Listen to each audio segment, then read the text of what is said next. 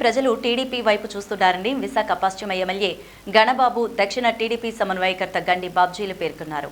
Visakha party కార్యాలయంలో ఏర్పాటు చేసిన మీడియా సమావేశంలో వారు మాట్లాడారు.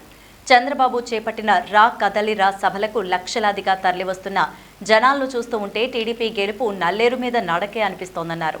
అలాగే చంద్రబాబు సభలకు వస్తున్న జనాలలో ఉత్సాహం ఉరకలై ప్రవహిస్తోందని చెప్పారు. అదే సమయంలో వైసీపీ చేపట్టిన సాధికార యాత్రలకు ప్రజాస్పందన కరువైందని ఎద్దేవా చేశారు. కార్యక్రమంలో టీడీపీ విశాఖ జిల్లా ప్రధాన కార్యదర్శి పాసర్ల ప్రసాద్ తదితరులు పాల్గొన్నారు. బహిరంగ సభలు ఎలా విజయవంతం అవుతున్నాయి, ఎంతమంది ప్రజానికం పరుగులు తీస్తూ ఆ సభలకి వచ్చి ఉండడమే కాకుండా ఎంతో ఉత్సాహంగా సభలు నిర్వహణ అనేటువంటిది మనం కూడా చూస్తున్నాం. ఈరోజు ప్రభుత్వం కూడా సాధికార యాత్రల పేరిట సభలు జరుగుతున్నాయి. ఖాళీ కుర్చీలు దర్శనమిస్తున్నాయి. ఎక్కడ ఆ ఉత్సాహం కూడా కనబడినటువంటి జన సమీకరణ చేస్తున్నారు, ఉత్సాహం కనబడలా. బట్ ఈ రా కదలిరా సభలకు వస్తున్నటువంటి ప్రజలు వాళ్ళు చూపిస్తున్నటువంటి ఉత్సాహం కానీ, ఆ కేరింతలు కానీ, ప్రజా వ్యతిరేకత స్పష్టంగా ప్రజల్లో కనబడతా ఉంది. ఆ వ్యతిరేకతకి మనందరికీ తెలుసు అనేక కారణాలు. ఈరోజు సభలకు వస్తున్నటువంటి ఈ జనం, ఇటీవల జనగలం ఈ యువగలం పేరిట వచ్చినటువంటి ఆ ముగింపు సభ కానివ్వండి, మన ఉత్తరాంధ్రలో నిన్న జరిగినటువంటి తుని కానీ బొబ్బిలి కానివ్వండి, ఆ సభల్లో చంద్రబాబు నాయుడు గారి ప్రసంగానికి వచ్చినటువంటి ఆ ఆదరణ కానివ్వండి, ఇవన్నీ కూడా తాడేపల్లి పాలసీ కూడా పెద్ద చర్చ అయింది. అక్కడ కూడా వణుకు పుట్టే పరిస్థితి.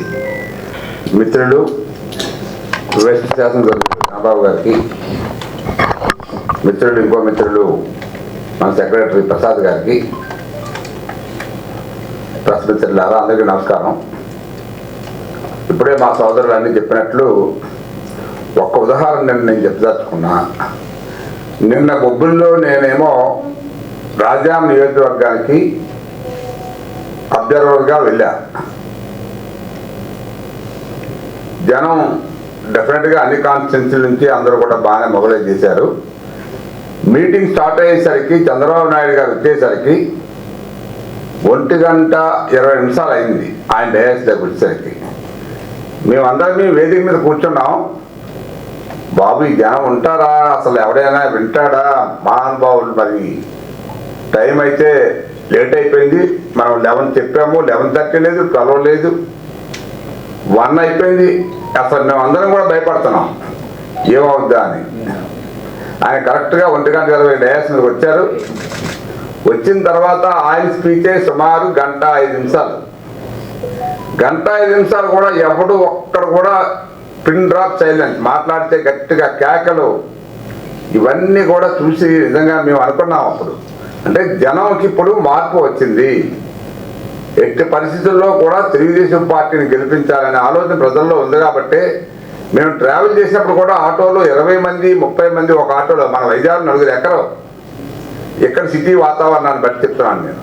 అంటే ఎక్కడంటే ఇష్టం లేక కాదు, ఇక్కడ అంతా కొంచెం ఫ్రీడమ్.